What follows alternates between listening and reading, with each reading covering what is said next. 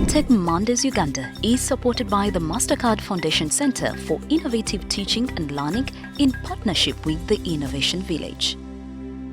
Thank you very much for watching and welcome aboard this edition of Edtech Mondays in proud association with, of course, the MasterCard Foundation Center for Innovative Learning and Teaching. Together in proud association with Innovation Village. Today we have a special edition. We traveled more than 600 kilometers north of Uganda to an area popularly known as Arua, but we cut off a district and we went to Terego. What are we looking for in Terego?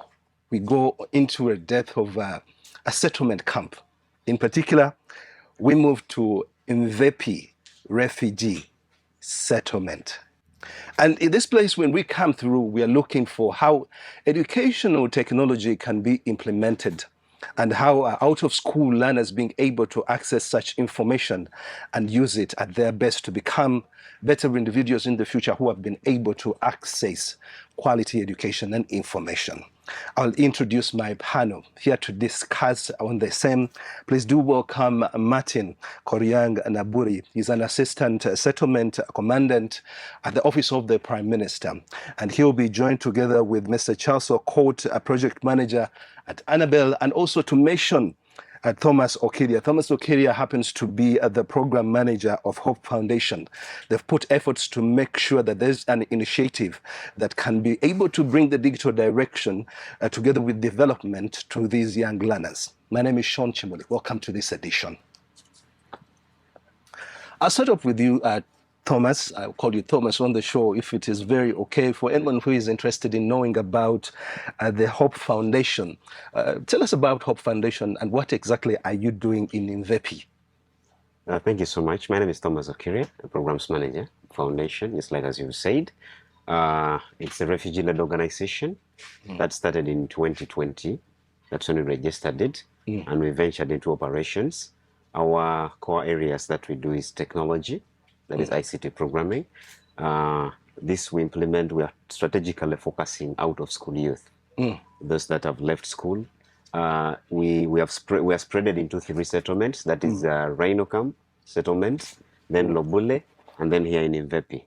So out of those 3 settlements, we have 10 centers that we've structured where we conduct digital learning and digital skilling. So each center contributes to 80 participants. So if you put in total, there are around 800 youth that we are supporting in digital skilling. That is a very great initiative, and I'll be coming back to you shortly as we make through our introduction. Mr. Martin Koryang Naburi is seated right next to me, and as I mentioned, he's the Assistant Settlement Commandant, Office of the Prime Minister. It's good to have you on the show. Thank you. How are you doing? I'm good. The OPM is in Mvepi, and today we come through to witness a digital initiative.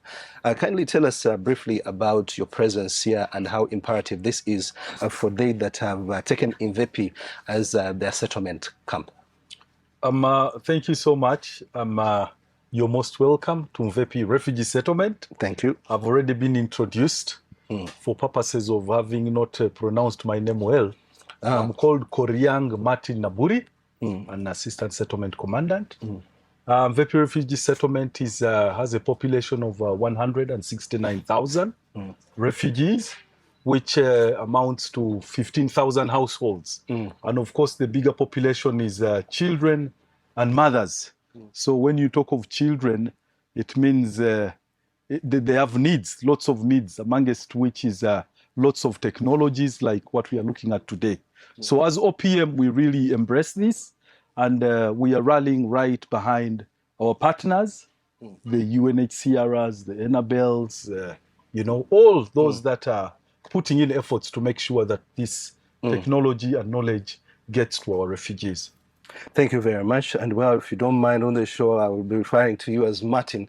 As we take this up to another level, and of course, our other partner in this particular conversation, let's welcome Charles Okot, the project manager at Annabelle. For anyone who would like to know about Annabelle, what are we talking about and what exactly is your contribution here in Mvepi?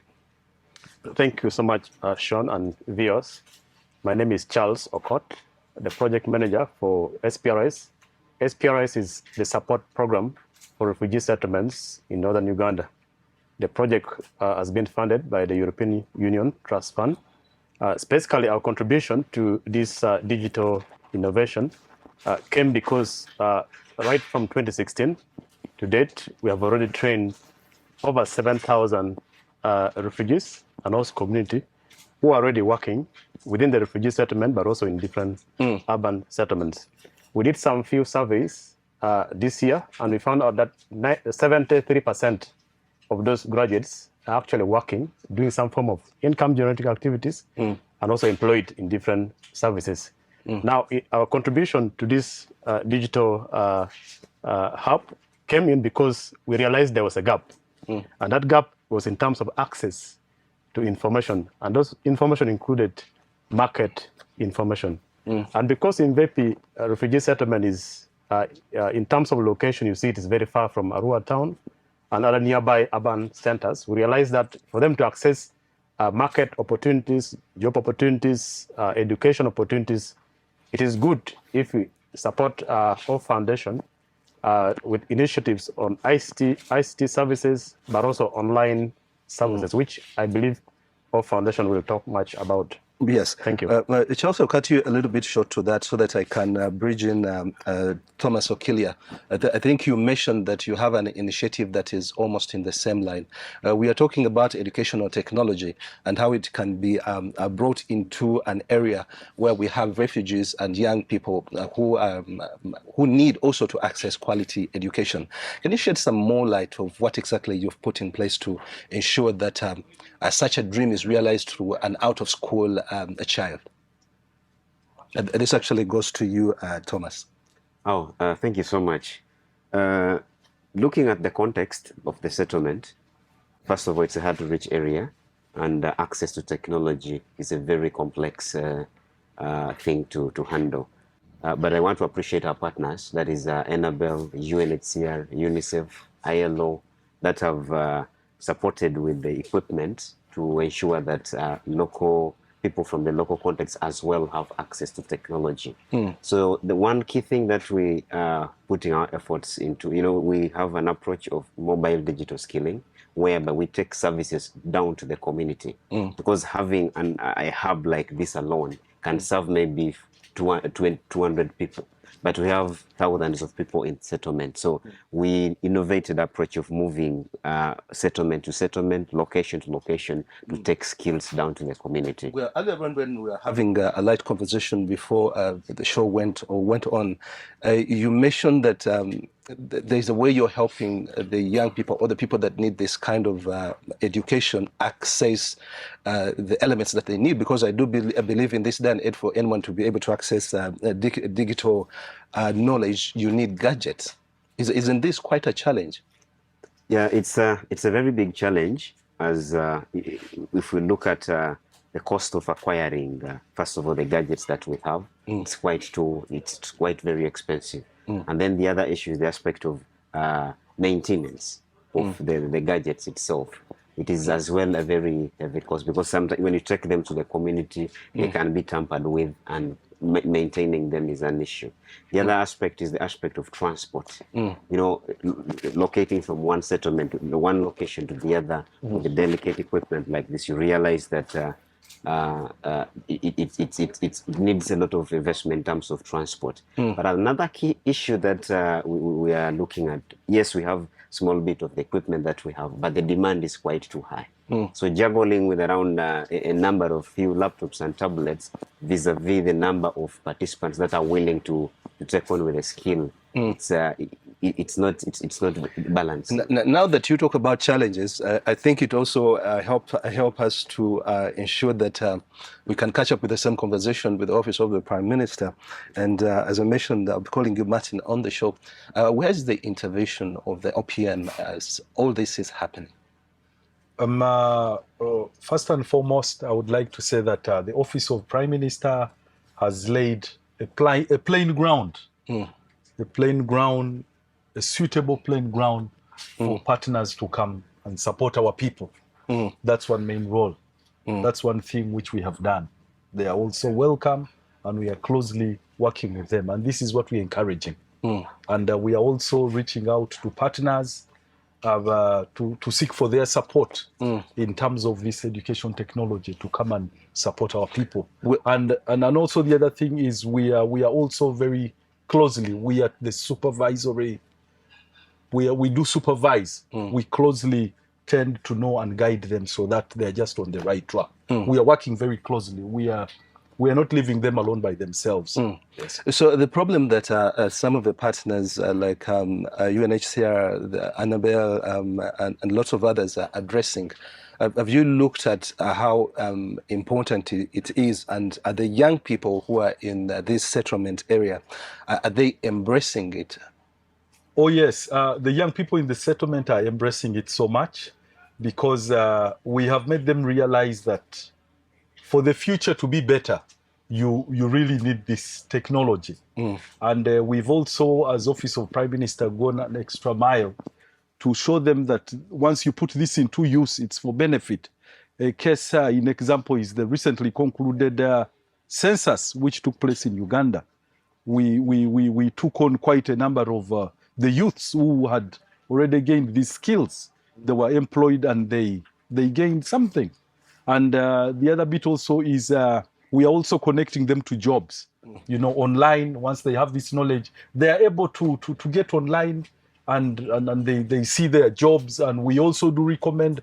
And some of them have gotten to the bigger towns and they have been employed simply because that they have been empowered. Yes, so this is working quite very well. You earlier on talked about the statistics of some members who belong to these particular facilities, and I think you put it at 169. Oh yes, and that makes a bigger population with women and young children who need to access education. Is that faction correct, where there is a lot more women than men in this particular camp? Yes, actually there is a lot more women than men. Women and children are more than the men. And you know what role women play and what role the children play. So that's why most times we encourage so much. When you empower a woman, then I mean you've empowered the whole house. Everything will be there. Life will go on. There will be happiness and joy. So the fact is that section, the women and the children are more. So we're encouraging so much that that's where we should also try to gear most of our efforts and our support. Well, thank you very much.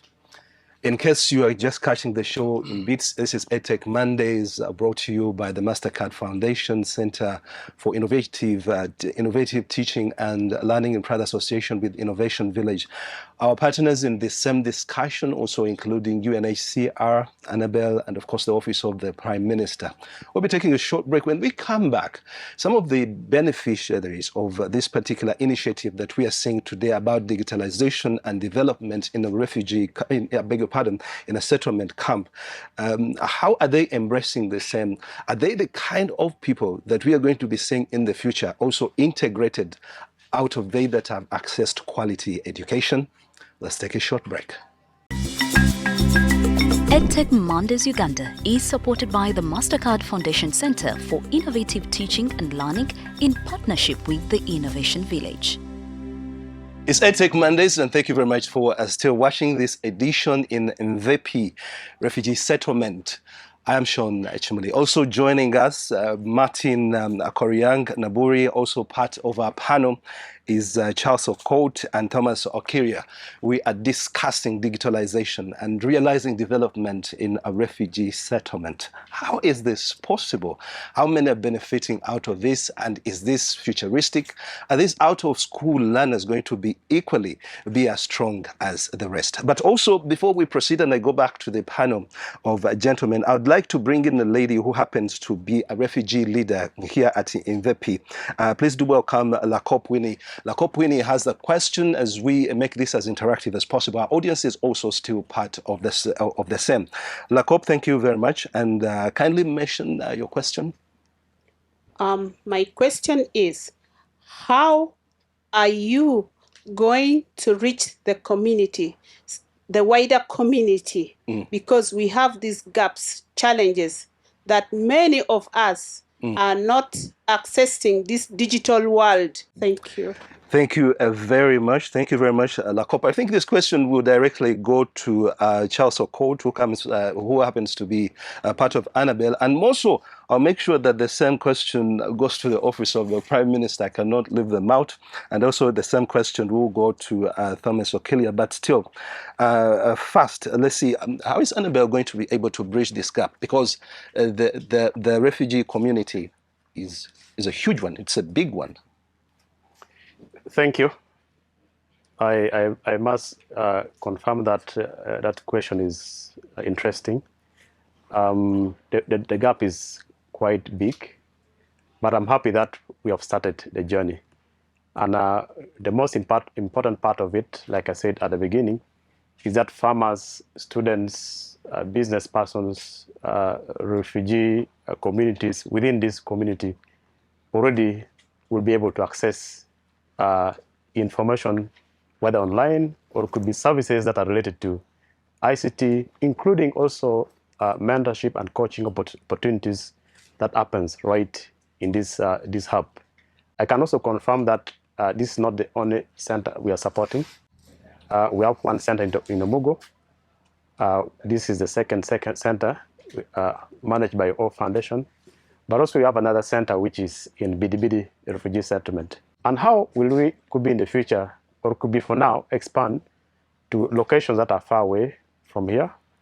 My colleague will add on some extent, but I think also these services can be extended through outlet points. If there are points outside this hub where O Foundation can also take these services through tablets, or it could be laptops, which I know they're in limited numbers. We shall still have discussions with them after this commissioning and make sure that some few numbers of tablets and laptops are added. So I'll get Lakop's question about being able to meet this vast majority, this huge number of refugee settlers. And Mr. Koryanga, I'll pick up with, are we going to see UNEB centers in, let me use the example of Mvepi to meet that particular demand? I mean, the partners are providing the resources, so that means as well there's another part that that might create a lot of demand. I don't know where you want to pick up from with that. First and foremost, I would like to confirm to you that we have UNEB centers already in Mvepi. Yeah. Yes, we have UNEB centers in our schools, and they're examined there. We don't have to go into the neighboring districts to go and have our candidates examined there. As OPM and government, we are still for the idea and stressing that services should get closer to the last person down. Just like my colleagues have hinted already, reaching out to the people, outreach is very important. Outreach is important. In the event that Mvepi is so big, we have 169,000, and there is a percentage that we wish to benefit from these services because they need these services. Outreach is the way to go. So this is really what we are in discussion, sharing with UNHCR. That let's see that other people are empowered, other partners are empowered, so that there is an even spread out. So that at the end of the day, everyone gets a feel of this computer era. Well, as we carry on, gentlemen, a gentleman called Ojok John Paul would like to join us with an interjection, or particular a question. Happens to be Assistant Project Officer at UNHCR. Thank you very much, John Paul. I don't know where you'd like to start from, what you want to supplement. Thank you very much. I would like to first thank everyone for this discussion. I'm the Assistant Project Officer for UNHCR based in Arua, but I oversee the different settlements, refugee settlements, offering digital development. Not only that, but skill development. So we came in partnership with Annabelle. We're already doing this. We were already doing digital skilling and digital development. And I'm happy to be here in this conversation. One is I'm seeing this already happening because we're closing the gap. We're trying to provide refugees and host community with the different skills. You mentioned that this program has been ongoing. Yes. How long has this been happening? We started in 2021. 2021. Yeah, 21. And at what level did you start? Because I'm looking for success stories. I'm looking for at the level whereby there are no structures. So we started with equipping the school, renovating some of the schools that we have. There were 2 schools. That's IVP SS. We renovated it, equipped it with 40 kilowatts. 15 kilowatts of power. We had the population of 1,600 at that point. So the resources was little. So we had to equip, because one other problem there in IVP here, it is power. We are not on a national grid. So we equip it, and then we provided different gadgets so that we can have Colibri, which is an open source platform, so that learners can be able to access content at real time. So we did that, and learners are actually accessing. Most of the subjects which are actually being performed well, it is ICT. We trained the teachers together with UNICEF. UNICEF developed the digital skilling models, which was assessed and approved by Ministry of Education, which is in line with the digital agenda strategy by Ministry of Education, which was approved 2 months ago. So we are moving in the direction of digitizing 2040 vision. Thank you very much. Yes. That's a very huge vision. Submission of a Jock John Power, Assistant Project Officer at UNHCR. Well, I'll get back later if time permits, but I don't see that happening, but we'll see. Let's keep watching the clock. I'll get back to my panelists as we do a wrap on the conversation, and also briefly and quickly being able to react to some of the concerns or supplements as made by the audience that is attending today's edition of Edtech Mondays. I think there's been a mention on scarcity and also need for support for other special individuals like the elderly, and also I believe there's something else that came through with certification, which Mr. Ojok has just mentioned, but supporting the elderly as we go into the space of also giving your final remarks. This I'll first put to you, Mr. Koryanga. I don't know how you would like to pick up on the same, just going beyond supporting the young people or the out-of-school learners who are within the settlement area. What else is there? What else is there to ensure that if at all I'm in the camp and probably my mother is just across, they equally get take advantage of the same the services from our partners? Yeah, here we do crisscross. Rhino borders us, Rhino settlement borders us, Bidibidi borders Mvepi refugee settlement at a certain angle, and they have relatives all across everywhere. Just like you had one of the recent speakers said that he's from Yumbe, but he is in Mvepi Terego, and he's getting this service here. So our doors are quite open. We take all these refugees as the same. They're just one people.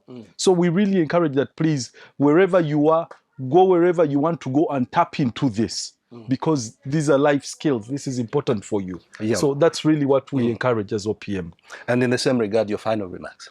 My final remarks, I just want to thank our partners who have and are still moving this journey with us in the refugee intervention. And I also really want to say that the doors are still open. There is still a lot to be done in the lives and in these settlements, and really mainly to make sure that the refugee lives get better. And with concluding, I want to thank UNHCR so much for the good working relationship we have kept. We have kept with them in making sure that we make the lives of refugees better. Thank you. Thank you very much. And also on a parting shot, let's get to what you have to say, Mr. Okochels, about our discussion, because this discussion is very deep and it's very wide. We cannot use these few minutes that we have here. But I do believe you're going to have another edition, another edition that is much richer. So what are your final remarks as we wrap today? Yeah, thank you, viewers and the audience. I will say that this is almost like the start. The opportunities that comes along with Digital Hub in a community like this is enormous. It's a lot. And yeah, those challenges might be there.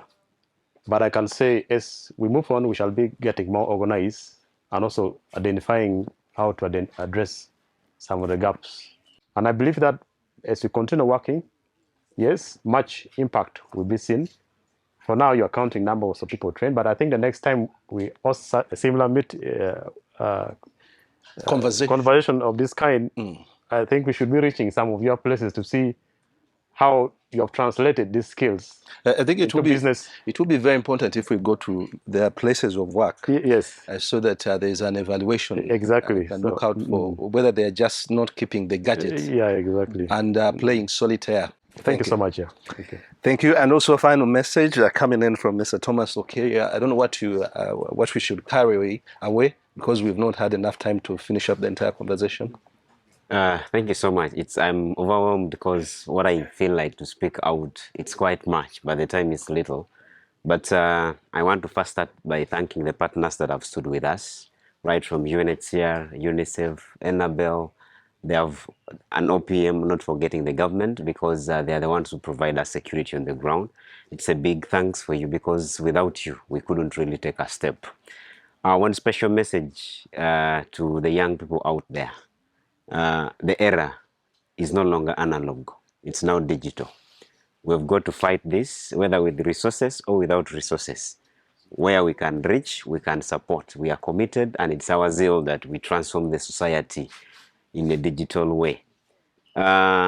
Specifically, I wanted to address the aspect of prioritizing, supporting the elders as they have requested.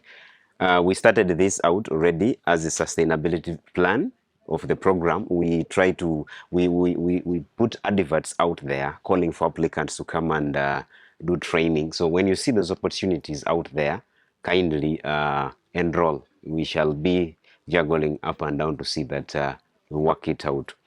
I also want to, in a special way, announce that, just like as you've said, that going down to the ground to see whether they are working. We have got bigger success stories out of the last national exercise and national census exercise that we had. Our students did test the numerators. It was them that tested or interviewed the numerators in line with ICT. Some of them worked as enumerators, others worked as supervisors. They are getting, we are opening opportunities for scholarships. They have been undergoing training under system operations with the Rwandan University, that's Carnegie Mellon University. They are currently undergoing digital data science and management, a few of them. So it is also a call out there that we are well equipped with the gadgets, well equipped with the knowledge to develop data tools. We analyze data, we collect data, and we give you a complete report. So it is also a good platform to say out there that we are ready for you. If you have the business, please come to Hope Foundation. Thank you so much. Thank you very much, and thank you very much, gentlemen. Thank you, ladies and gentlemen, that have been part of our audience, much of our audience, the participants, beneficiaries of this entire initiative that we came through to witness. It's about launching a digitalization initiative in the middle of a settlement area, in the middle of a refugee settlement place. That sounds like a dream, but to many, when you speak to them, they can tell you that their dreams are being realized. We will follow up on this story. Our journey is a simple one, to follow up on educational technology and how it's impacting the next generation and also the out-of-school learners. Our partners are very many, and some of them I might not be able to mention, that have helped this conversation to come through. The UNHCR, we thank you, and as well to Annabelle, UNICEF, the Hope Foundation, among others, would like to say thank you. But more importantly, Edtech Mondays, with a great vision from the MasterCard Foundation and also the Center for Innovative Teaching and Learning, will also look out for more stories and relay the same stories. And partnership with Innovation Village, we would like to say thank you. My name is Sean Chimuli. See you soon. Edtech Mondays Uganda is supported by the MasterCard Foundation Center for Innovative Teaching and Learning in partnership with the Innovation Village.